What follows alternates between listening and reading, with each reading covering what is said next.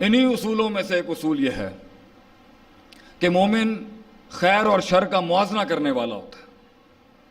हालात में खैर और शर का मुआजना 24 घंटे चल रहा होता है उसके दिमाग के अंदर, क्योंकि इसी के साथ जिंदगी वसअत इख्तियार करती है, इसी के साथ ताल्लुकात बनते हैं, इसी के साथ दुश्मन दोस्त बनते हैं, इसी के साथ लोग कबूल करते हैं कि ये छोटा सा शर दे के पूरा खैर उड़ा के नहीं फेंक देंगे। ये छोटा सा शर देखना किसी में और उसकी पूरी खैर को साइड लाइन कर देना, बिल्कुल खाते से बाहर कर देना, ये कोई दीनी रविश नहीं, ये कोई दीनी बात नहीं है, ये कोई ईमान वाली बात नहीं है। हाँ, कहीं छोटी सी एक गलती इतनी फहश होगी कि उसके ऊपर पूरा चिट्ठा ही उसका खराब हो जाए, लेकिन कुल्ली लिहाज से कायदा ये नहीं होता। बड़े शर के साथ छोटा खैर चलता है तो कहीं कोई चीज सूरत हाल बनाती है। बसीरत आप सल्लल्लाहु अलैहि वसल्लम ने हतीम नहीं बनाया। क्यों नहीं बनाया? क्योंकि एक कबीले से जंग की धमकी थी। तो मैं पोछा लगाने को भी मिल जाए बैतुल्लाह का तो आज ये मिंबर छोड़ के वहां पर चला जाऊं, अगर ये नौकरी मिल जाए कि बैतुल्लाह का पोछा लगाना है तो तामीर हो बैतुल्लाह की, हमारी जान भी लग जाए उसके ऊपर।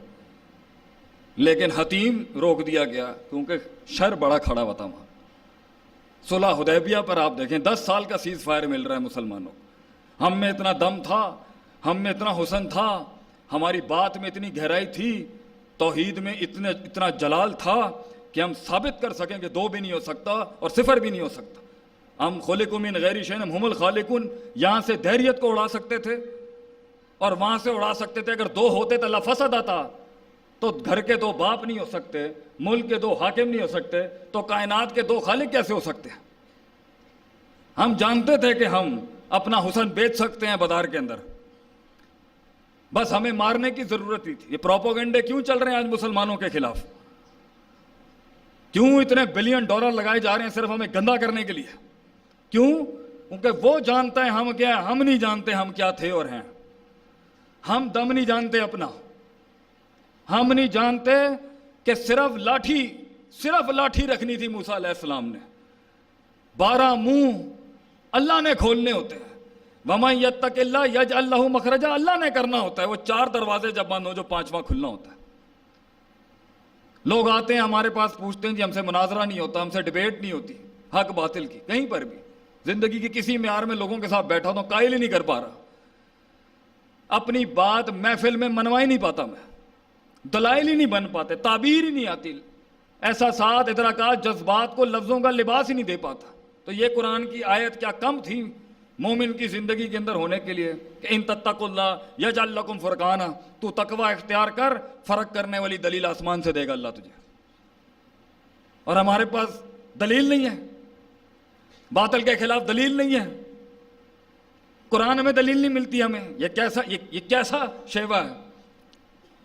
ये कैसे हो सकता है कि मोमिन मैदान में बैठा हो और उसके बाद दलील ना हो, और वो बातिल के ऊपर ले अल्लाह यकून लिन्नासी अलैहि हुज्जतुन बअद रसूल ना कर सके? बल्कि इससे बड़ी जिंदगी क्या हो सकती है कि क़यामत के दिन अल्लाह के बागियों को अल्लाह तो चाहे जिस तरह से चाहे गनी है साबित कर सकता है तू बातिल है। अल्लाह किसी इंसान और मुसलमान को दलील बना के पेश कर दे। ये नहीं थे तेरे दौर में, तो दुनिया में हुज्जतुल्लाह बनने के अलावा सबसे बड़ा शर्फ क्या हो सकता है कि तू अल्लाह की दलील बन जा मेरे यार, तुझे अल्लाह पेश कर दे क़यामत के दिन। ये लोग नहीं थे।